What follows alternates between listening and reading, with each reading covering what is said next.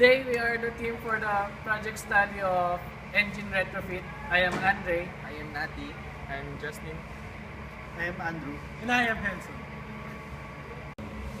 So our background study started with the existing test bed here in the mechanical engineering laboratory. So our project study will consist of experimenting fuels and at the same time create modern technology of engine test bed with retrofit. This will imply that we will be creating a EFI, electronic fuel injector, and a retrofitted engine test bed that will create more factors to be measured for the students to learn. We are in charge of fabricating the frame. And we are also in charge in the torque sensor as well as its alignment. So Shem will elaborate it. So for the assembly of the components, the first component will be the generator, followed with the flexible coupling attached, and then the torque sensor, which will be programmed so we can measure both the torque and the RPM, another flexible coupling to the other end, and lastly to the engine.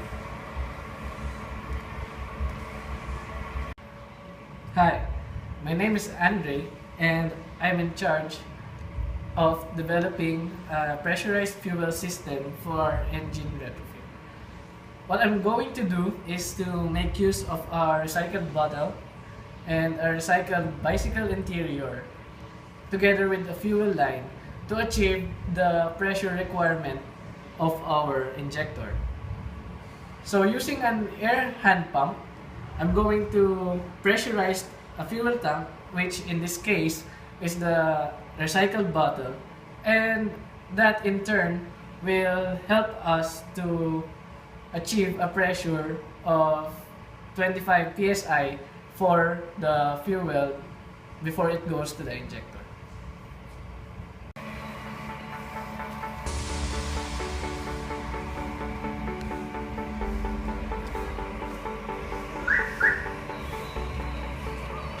Hi, I am Andrew and I am in charge of creating the control circuit for the fuel injector. The fuel injector is controlled by using a microcontroller that is directed by a Hall effect sensor. I am to ensure that the control circuit that is to be created should be working as it should be.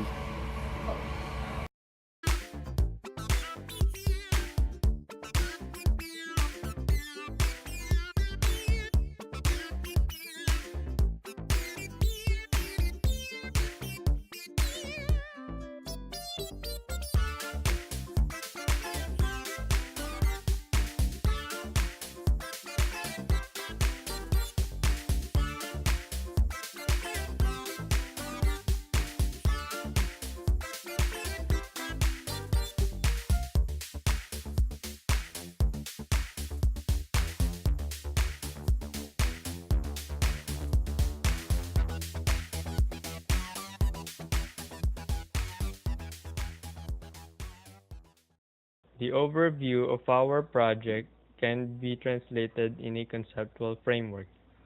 It has 5 inputs and 3 outputs. The first input is the procedures, which will have its experimentation. The second is the retrofitting, which has the electronic fuel injection, the primary coil, and some experimentations. The third input is the experimentation for fuels and additives.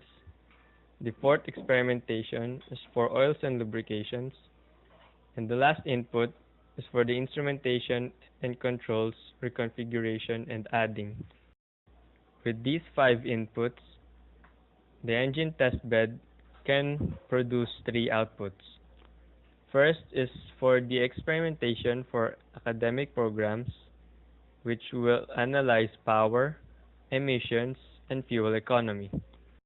The second is for students to be trained for repairing and tuning of gasoline engines.